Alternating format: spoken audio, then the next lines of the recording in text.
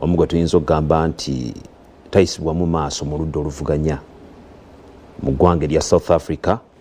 Bamusalidde emyaka 5 mu misango egyekuusa okubeera n'emmundu era n'okugikozesa mu lujjudde.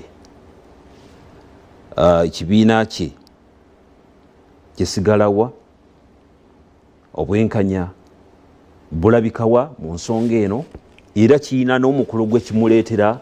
Tulengedde abantu abaliko ab'amaanyi mu ggwanga erya South Africa bwe batera okuva mu kkomere ate amaanyi gabeera nga ageeyongeddeko. Kiteekawa omukulu ono era n'emisango egyamusinze. Kakati omusango guno gutegeeza ebintu bingi. Atulaba alina okukimanya nti Malema abadde kizibu eri bakyerupe be South Africa okumala ebbanga okuviira ddala ng'akyakulembera bamusaayi muto ba ANC. Era we wava n'ebizibu bye, kubanga jjukira yagenda n'akyalira Mugabe e Zimbabwe n'asinzireyo n'akola statements eziwagira Mugabe okugoba abazungu ku ttaka, era ng'agamba kyayagala kikolebwe ne South Africa.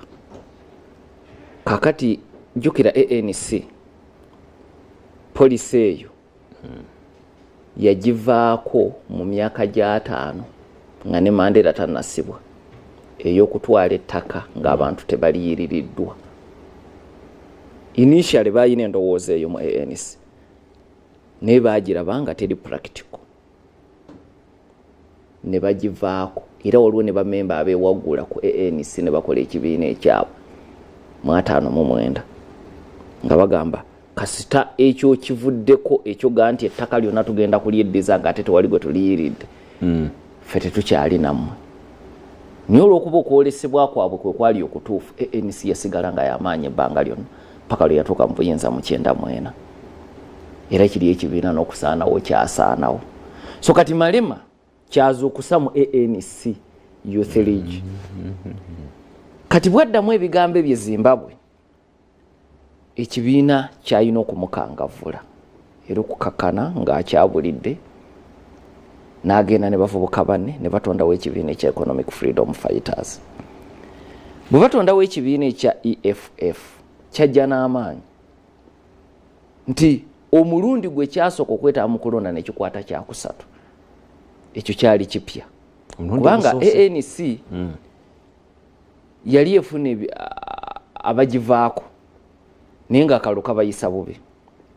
Nti waliwo ekibiina ekya COP kyatandikibwawo nga Thabo Mbeki agobeddwa ng'ekisanja kye kibulayo mwaka.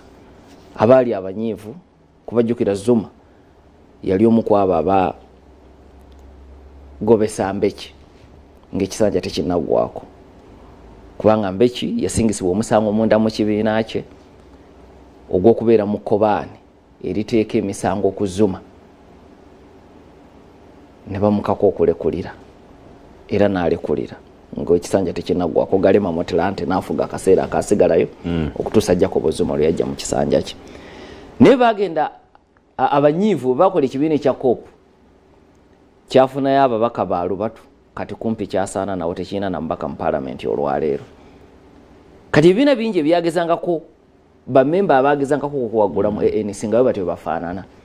EFF nejja nankuba mpya nti omulundi gwe yasooka okwetaba mu kulonda nekwata kifo kyakusatu. Kiba kinene. Malema amaanyi ge ne gamweyongera era nga alina amasannyalaze mu bavubuka. Zino ebiseera we nasomera South Africa ku university ng'olaba bavubuka abambadde obukofiira obumyufu obwa EFF nga babeera bangi matendekero aga waggulu. So naye nga alina olutalo lunene n'ebibiina ebigundivu naddala ANC mwe yava.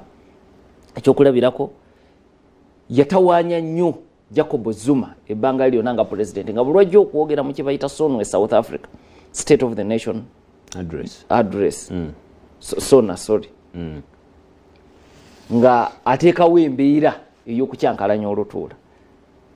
So nga muziziko eri ANC naye ng'ate era muziziko eri bakyeruppe naddala mu kibiina kyabwe ekya DA. Kakati n'abeera mu lutalo ne bakyerupe lunene era ababadde bamunoonya enkya n'eggulo. Kati ndowooza nti emu ku nsobi Malema gye yakola, bw'oba ottunkana omulabe wo otyo olina okukkiriza amaanyi ge nti alina amaanyi butereevu. badde Bw'osoma ekitabo kya The Art of War, Sun Tzu mu kukiwandiika agamba nti bw'oba ottunkana omulabe lw'olina amaanyi mulage nti oli munafu. Alowooze nti oli munafu. Lw'oli omunafu ate mulage nti oli w'amaanyi. Olina okuba nga totegeerekeka, kubanga struggle ekwetaaga nga wooli okugiggusa. Bw'oba toliwo ogiyamba kitono. Kati ensobi gye yakola okubeera n'emmundu nga teri mu mateeka, kuba ku ddaala lyasobola okuweebwa emmundu mu mateeka, asobola ogisaba, naye ate n'okubuguma si kya bukulembeze n'ofulumya amasasi. Ezo nsobi za mirundi ebiri, tasobola kuzinenyeza muntu mulala yenna. Kati abalabe be awo we baamuteegera, ekibiina ekiyitibwa AfriForum kirwanirira ddembe ly'abakyerupe, naye bali ba extremists abakyalowooleza ne mu nkola ya apartheid.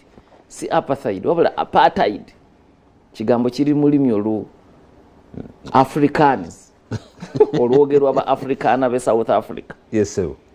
Kati AfriForum bakkiririza mu ebyo, bo balabanga de Klerk yakola ensobi nnene ne banna okuddira obuyinza ne babuddiza abaddugavu, baga South Africa efaafaaganye. Kati ne babanga bakunoonya gwe n'obawo omukisa, kubanga